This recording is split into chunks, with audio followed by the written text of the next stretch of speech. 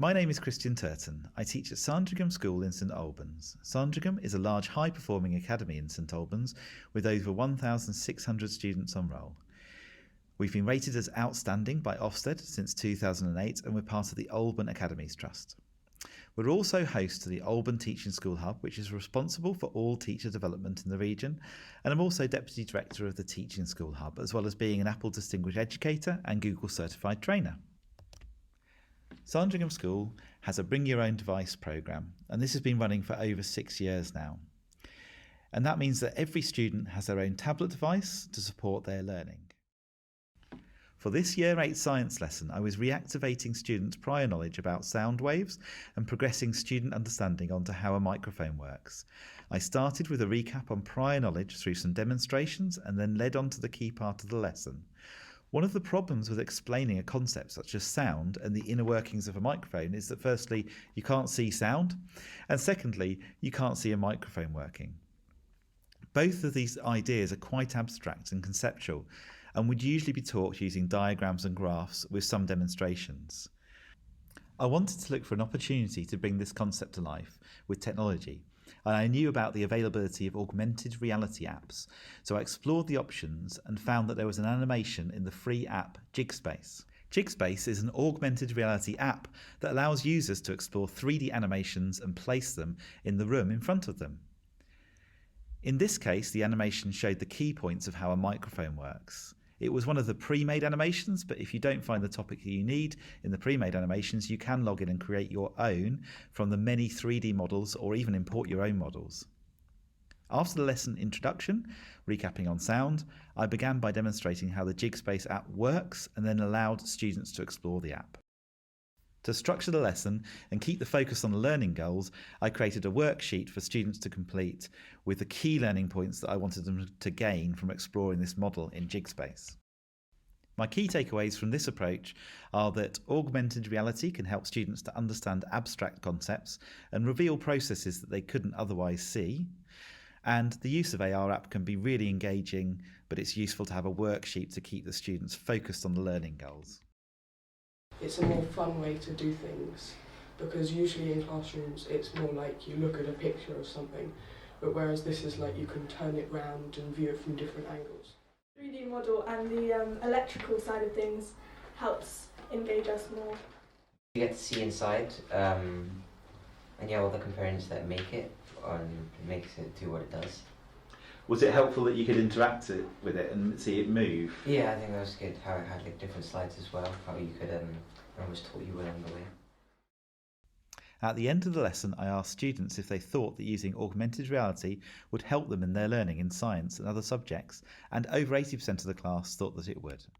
Hello, fellow teachers. I'm Teacher Elaine, and I'm part of a group of teachers in Francisco P. Felix Memorial National High School that uses technology in our class. It is a junior public high school located in Cainta, Rizal, Philippines. When the pandemic hit in 2020, our school was forced to offer modular distance learning for its students. This modality is based on the Philippines Department of Education Learning Continuity Plan, wherein students were given a self-learning module to continue their education. Students are expected to learn the necessary competencies, but they seek their teacher's guidance, help, and explanation when confronted with complex concepts and topics. Addressing this challenge, Teacher Ramon, Teacher Justine, and I developed an augmented reality module in our school. The augmented reality module application is based on a self-learning module, teacher-made video lessons, and augmented reality technology. To emphasize, we are not programmers or game developers, but by watching augmented reality playbacks on YouTube, we were able to develop our AR module applications. We could categorize our process of making into 3. Downloading stage. Go to Unity Engine Download and download Unity Hub. Select your Unity Engine, choose under Unity Archives, and install Unity 2018 3.0. Install Unity Buforia asset and open the Unity app. Setup stage. Create an AR camera and AR video playback scene under Buforia. Set your build settings to Android to switch your platform. To create your license, sign up to Buforia Engine Developer Portal and add to the app license key. Remove default initialization error handler under AR camera. Under Assets, click Scene to add init error handler and frame rate setting as your component. Export stage. Go to your image fisher and add your target or your chosen image to Unity Editor.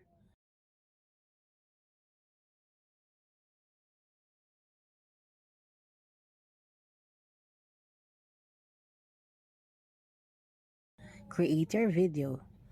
Go to Asset and drag your chosen video to the Unity panel. Align your video to have better viewing in the navigation panel.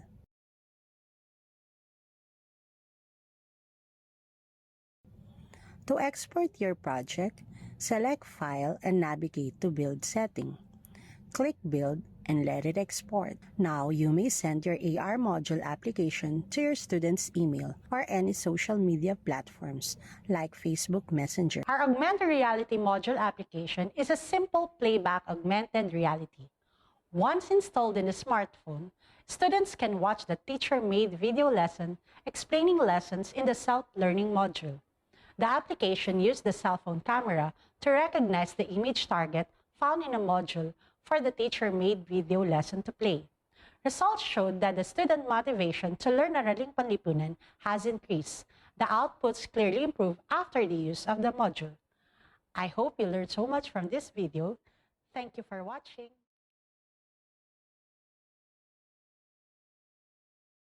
Hello and welcome, my name is Edward Pitcher. I'm the leader of technology at Swiss Cottage School. Our pupils range from ages 2 to 19 with complex needs, and they are split across 5 different pathways. Today we're going to be introducing the way that we use technology with a lens on inclusion and accessibility. Hi, my name is Olivia and I work at Swiss Cottage School. I'm a teacher in the early years department and I teach in a class with children with complex medical and physical disabilities. And so I get the real privilege of, because at their earliest stage of education, I get the privilege of being able to kind of start them on their communication journeys.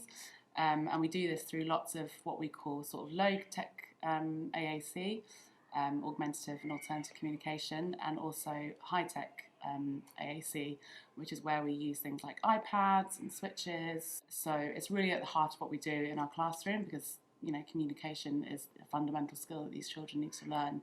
With inclusion in mind, we're looking at opportunities for pupils to interact with a various amount of tools to promote their development within their classroom.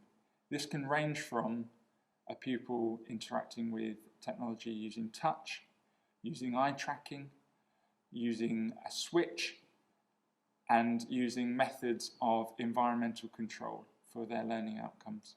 Here at Swiss, we use what we call an eye gaze computer. This is the technology.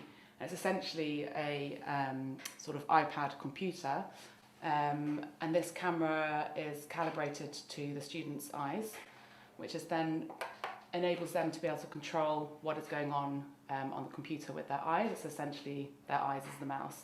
So the majority of the students at our school are non-verbal or pre-verbal. So a lot of what we do is teaching them alternative ways of communicating. We use it as a tool for their functional communication as well as leisure. Usually when they're first starting to learn how to use it, we use it just for games, just to get them kind of used to the screen and used to kind of knowing that they're activating on the screen. When they've sort of grasped this early cause and effect aspects of the eye gaze, we then aim to use it for a more functional skill in teaching and learning. Very early stages, you might do something quite simple, sort of early choice making. So here he's, making a choice of 4 from nursery rhymes. If we can make it far more complex, and we might have sort of grids with lots more words on them, and again that they're able to access all this themselves and create sentences. I want. And this is something that they can do, with a communication partner or with a peer. They could be directing their peer to do something with the car, for example, to go More quickly. And it just gives them that chance to kind of interact with others as well, and not relying on adults for that interaction. Wheels on the bus. Wheels on the bus, okay. Wheels on the bus go round and round. So here you see in this clip a pupil of mine, one of our youngest pupils, starting his sort of journey with the eye gaze technology. He's mainly using it at the moment for sort of leisure and kind of learning that cause and effect, that he is controlling something on the screen, but with the aim of then using it for more kind of functional communication as he gets older. Should we do Twinkle Twinkle or McDonald's? Wheels on the bus. More wheels on the bus! Eye tracking technology has been in use for numerous years, mostly within medical and aerospace sectors. This technology is now prevalent within virtual reality technology.